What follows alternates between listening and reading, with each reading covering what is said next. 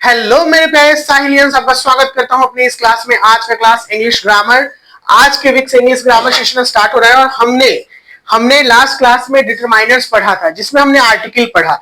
Article के साथ साथ हमने जाना कि एडजेक्टिव भी डिटरमाइनर्स होते हैं।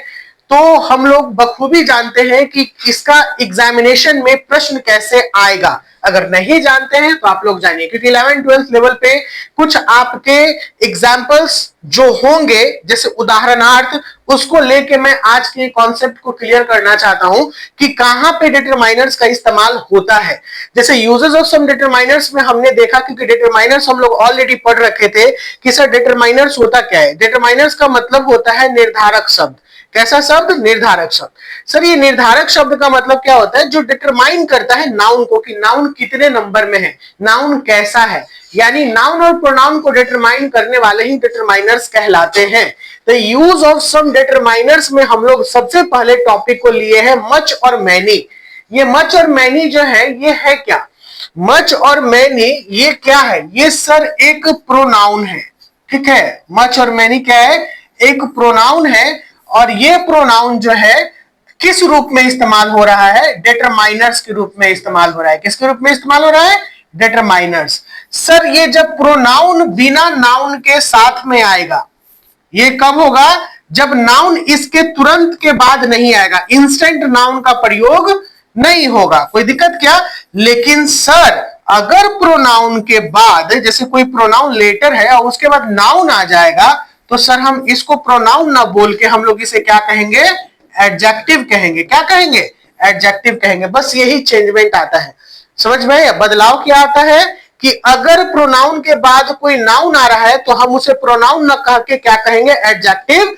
अगर प्रोनाउन केवल इकलौता है तो उसके बाद कोई नाउन नहीं आएगा। और यही जब एडजेक्टिव होता है तो इसे हम लोग एक नाम देते हैं, इसे नाम देते हैं डिटरमाइनर्स। क्या नाम देते हैं? डिटरमाइनर्स। जैसे हम बात किए अ पेन, एक कलम हो गया। तो अ पेन जो है ये डिटरमाइन करना है कि एक कलम है। अब यहां पर ए पेन, एक कलम के बजाय 10 कलम कभी नहीं हो सकता है। यानी ये नाउन अब क्या हो गया? अब निर्धारित हो गया। ये नाउन में अब कोई बदलाव नहीं होगा।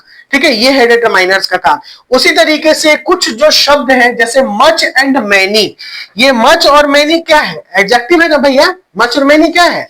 एडजेक्टिव है। हम लोगों ने पढ़ा था ना सुपरलेटिव डिग्री, कंपैरेटिव डिग्री और पॉजिटिव डिग्री। जब हमने ये पढ़ा तो हम लोग जाने थे कि मच और मैनी का इस्तेमाल होता है। होता है ना मच मैनी का इस्तेमाल? नहीं होता है? नहीं बताइएगा। देखिए अब यहां पे समझिएगा, क्योंकि ये बहुत ही इंपॉर्टेंट कॉन्सेप्ट है। अगर नहीं समझिएगा तो फिर दिक्कत करेगा। ये क्या है? ये क्या देख रहे हो आप लोग? What is this? This is book, this is pencil, है ना। हम लोग देख रहे हैं कि 1 2 3 4 5 6 करके ऐसे दे दिया है। तो बुक यहां पर दे दिया है, पेंसिल दे दिए हैं, बहुत सारे रबर वगैरह हो सकते हैं। तो ये बुक और पेंसिल को हम लोग काउंट करते हैं कि नहीं? ये बताइए। गिनती कर सकते हैं कि हमारे पास कितने किताब है, हमारे पास कितने पेंसिल है, हमारे पास कितने कॉपी है। तो जिसको हम लोग काउंट कर सकते हैं वहां पे हम लोग यूज करेंगे मैनी का। किसका यूज करेंगे? मैनी का। और देखिए ये क्या गिरा रहा है? चाय गिरा रहा है। इसमें क्या गिरा रहा है? टी। तो टी है अनकाउंटेबल नाउन, जिसको हम लोग काउंट नहीं कर सकते हैं। इसे मापा या तौला जाएगा। इसे मापा या तौला जाएगा। इसका मतलब क्या होता है कि हम लोग 200 ml कॉफी, जब आप कॉफी पीने जाते हो तो लिखा हुआ रहता है बड़ा ग्लास 200 ml, छोटा ग्लास 100 ml और उससे छोटा ग्लास 50 ml। इस तरीके से उसके साइज के अनुसार से उसका प्राइस बनाया हुआ रहता है। तो हम लोग जब यहां पर जिसको गिन नहीं सकते हैं, जिसे मापा या तौला जाएगा, वहां पे हम लोग लगाएंगे मच का प्रयोग करेंगे। किसका प्रयोग करेंगे? मच का। तो जितने भी अनकाउंटेबल नाउन है वहां पर हम लोग मच का प्रयोग करेंगे, और जितने भी काउंटेबल नाउन है वहां पर हम लोग मैनी का प्रयोग करेंगे। आपको एग्जामिनर फंसा देगा। आपको एग्जामिनर कैसे फंसाएगा? फंसाएगा आपको एग्जामिनर ये कह के, ठीक है पकड़िएगा, ये कह के फंसा देगा आपको, वहां पर काउंटेबल दे देगा और मच लगा देगा। क्या लगा देगा? काउंटेबल नाउन दे देगा और मच लगा देगा। अब अगर आप इस कॉन्सेप्ट को नहीं जानते हैं तो फिर आप गड़बड़ा जाइएगा। क्या हो जाइएगा? गड़बड़ा जाइएगा। यानी आपसे ये फिर बन नहीं पाएगा। और आप गलती करके चले आइएगा। देखिए क्या कहता है कॉन्सेप्ट, क्या कहता है कॉन्सेप्ट, कहता है कि मच से मात्रा सूचित होता है। मात्रा का मतलब हम लोग क्वांटिटी बात करते हैं। क्या बात करते हैं? क्वांटिटी, मात्रा का। और ये जो है किंतु मैनी से संख्या का, ये क्वांटिटी हो गया, और मैनी से हमें नंबर, नंबर यानी संख्या का बोध होता है। मच का प्रयोग अनकाउंटेबल नाउन और मैनी का प्रयोग काउंटेबल नाउन के साथ प्रयोग किया जाता है। कोई परेशानी क्या? अब देखिए मच प्लस अनकाउंटेबल नाउन, ये रूल दे दिया है। क्या दे दिया है? मच के साथ क्या लगेगा? Uncountable noun. आपका सेम क्वेश्चन देगा, हाउ मच, ठीक है, coin do you need, how much coin do you need. क्या ये सही है? वाटर के जगह अगर आपको क्वाइन लगा के दे दे तो क्या ये सही है? क्वाइन, पैसे को गिन सकते हैं आप लोग? क्वाइन को सिक्का को गिना जा सकता है ना? तो यहां पे ये जो मच लगा दिया है ये सही है क्या? क्वाइन के साथ गलती हो गया है। आपको एग्जामिनर यहां ऐसे फंसा देगा और आप अगर कंफ्यूज होइएगा तो आप लोग गलती मार के चलाइएगा। ये आपका ग्रामर का अच्छा खासा पोर्शन है जो आपके एमसीक्यू में पूछ सकता है 12th के एग्जामिनेशन में। तो जो चीज को नहीं गिनेंगे, जैसे ये वाटर को हम लोग नहीं गिनते, पानी को गिनते हैं क्या? नहीं। तो पानी को मापा या तोला जाएगा तो हम लोग इस्तेमाल किसका करेंगे? मच का इस्तेमाल करेंगे। किसका इस्तेमाल करेंगे? मच का। अब यहाँ पे ये परफेक्ट कॉन्सेप्ट बनेगा कि how much water do you need, कितना पानी तुम्हें जरूरत है, कितना पानी का तुम्हें जरूरत है। बोलिए ना, कोई दिक्कत क्या? नहीं ना, कितने पानी का तुम्हें जरूरत है। जबकि मैनी है यहां पर, how many children do you have, तो चिल्ड्रेन को हम गिन सकते हैं ना? गिन सकते हैं। अगर हम बोलेंगे कि how many T do you have, कितना चाय तुम्हारे पास है, तो ये सही लगेगा क्या? गलत हो जाएगा, क्योंकि अगर हम लोग टी के बारे में बात करेंगे तो हमें यहां मच लगाना पड़ेगा, वो अगर क्वाइन के बारे में बात करेंगे तो यहां मैनी लगाना पड़ेगा। तो ये कॉन्सेप्ट है आपका, जिसको गिनेंगे उसके आगे मैनी, जिसको नहीं गिनेंगे उसके आगे मच। ये वाला पॉइंट है। चलिए, I don't have much money with me, ये सही लिखा हुआ है, मच मनी विथ मी। सही है, लेकिन है चीज है। देखिए पैसा को गिन सकते हैं, मनी, ये मनी है, वो क्वाइन था, पैसा को गिन सकते हैं। देखिए ये सही है, लेकिन थोड़ा सा इंग्लिश की ग्रामर नहीं, ये बिल्कुल सही सेंटेंस है, कोई गड़बड़ नहीं है।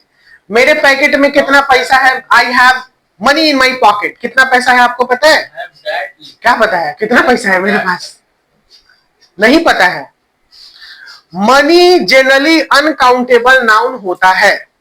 आपके पास कितना पैसा है हमको थोड़ी पता है। मनी जनरली अनकाउंटेबल नाउन होता है, ये याद रखिएगा, मनी अनकाउंटेबल नाउन होता है। हाँ, मनी अनकाउंटेबल नाउन है ये। लेकिन अगर जब हम इस बारे में बात करें कि ये मनी को जब हम काउंट कर दे तो वो काउंटेबल बन जाएगा। लेकिन उस केस में जब पैसे को हम लोग एग्जैक्टली नोट में या कह सकते हैं, I have only 100 rupee note in my pocket, वो भी पैसा है, लेकिन 100 rupee note in my pocket यानी 100 रुपया केवल आपने बता दिया ना। लेकिन जब अगर आपसे कोई पूछेगा कि I don't have, how much money do you have, तो ये मच लगेगा। How much money do you have, तुम्हारे पास कितना पैसा है? अब वो बोलेगा आई हैव ओनली 400 रुपीज, ये गिन लिए 400 रुपीज, वहां पे मनी नहीं लगा। तो पैसे को हम लोग गिन नहीं सकते हैं कि कितना है। जैसे एक रूम में पूरा पैसा रखा हुआ है, गिन सकते हैं there are lot of money, यार बहुत सारा पैसा था, लेकिन एग्जैक्टली पता रहे कि कितना है। तो in my room 5 crore rupees are pending, 5 crore रुपया पेंडिंग में पड़ा हुआ है। ठीक है, इस तरीके से बोल सकते हैं। We don't have many copies left.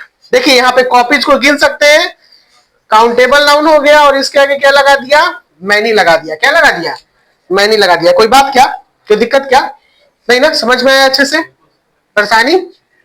चलिए, ये मच और मैनी हम लोग का क्लियर हो गया। एक कॉन्सेप्ट और लेंगे हम लोग, बोथ एंड इच। क्या लेंगे? Both and each. बस आज के कॉन्सेप्ट में कॉन्सेप्ट और लेंगे, बोथ एंड इच।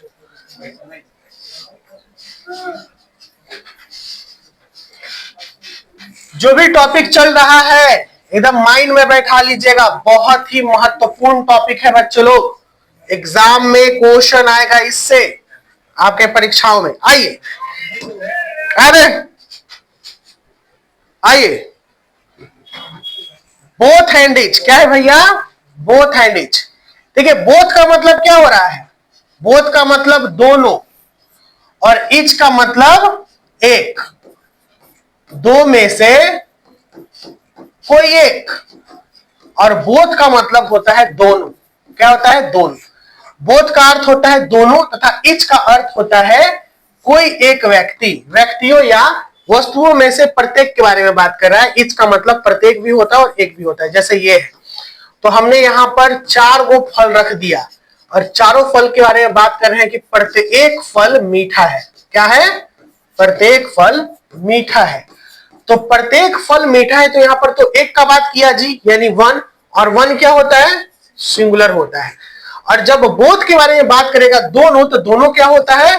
प्लूरल होता है। बस यही अंतर है कि इच जो है वो सिंगुलर है और बोथ जो है वो प्लूरल है। तब बोथ प्लूरल है तो उसके साथ वर्ब प्लूरल लगाएंगे, अगर इट सिंगुलर है तो उसके साथ वर्ब सिंगुलर लगाएंगे। सब्जेक्ट वर्ब का एग्रीमेंट हो गया। ये बोलेगा, देखिए बोथ का प्रयोग दो व्यक्तियों या वस्तुओं के अर्थ में होता है, और बोथ के बाद कैसा नाउन है? ये प्लूरल नाउन का, तथा इच के बाद सिंगुलर नाउन का प्रयोग होता है। जैसे देखिएगा, both plus plural noun, both के बाद क्या लगाएंगे? प्लूरल नाउन का, और इच के बाद क्या लगाएंगे? सिंगुलर नाउन का प्रयोग करेंगे। अब देखिएगा, बोथ यहां पे वोमेन अगर लिख देते WOMAN, तुम वहां नहीं बैठेगा, आपसे तुम इधर बैठेगा, चुन चुन करते रहता है, बड़ी बजता है वो, बजने वाला पे नहीं बैठना है। देखो, हाँ, इसीलिए वो चुन चुन करता होगा। नहीं तो भाइयों भी है, एक ही ना है, फ्रेम पे वो लगल है, इसीलिए बीच में इंटरप्ट हो गया। ध्यान दो, देखिए नहीं होगा तो इसको भी अगर इन्हें करेंगे तो वही हिसाब वो करेगा, चुन चुन करेगा, वो वाला ठीक है। सब नट बोल्ट पे कसा था। आइए, खैर कोई में ध्यान दीजिए ना, ध्यान दीजिए। आइए, लेकिन थोड़ा अस्त्र से बैठिए, पेंदी मत हिलाइए। पेंदी हिलाइएगा तो चुन चुन करवे करेगा। देखो कितना शांत हो गया, अस्थिर होता अभी। हिलाओ तो नहीं पेंदी, देखो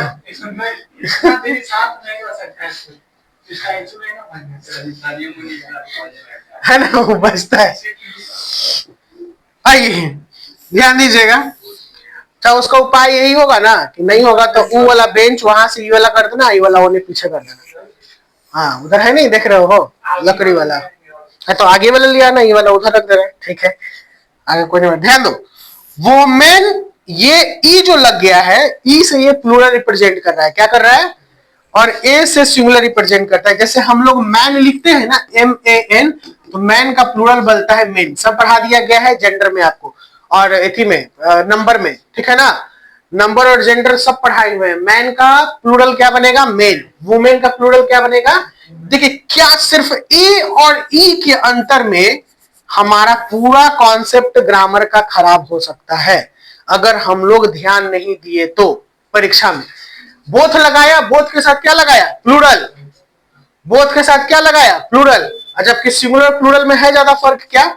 आपको ए लगा के दे देगा और बोथ के साथ में आपको कंफ्यूज कर देगा, अरे ये तो सही लगा है, लेकिन आपको आज पढ़ लिए कि इसमें वीमेन जो लगेगा वो प्लूरल लगेगा, जो कि ई के साथ आता है। और देखिए वर्ब क्या लगाया?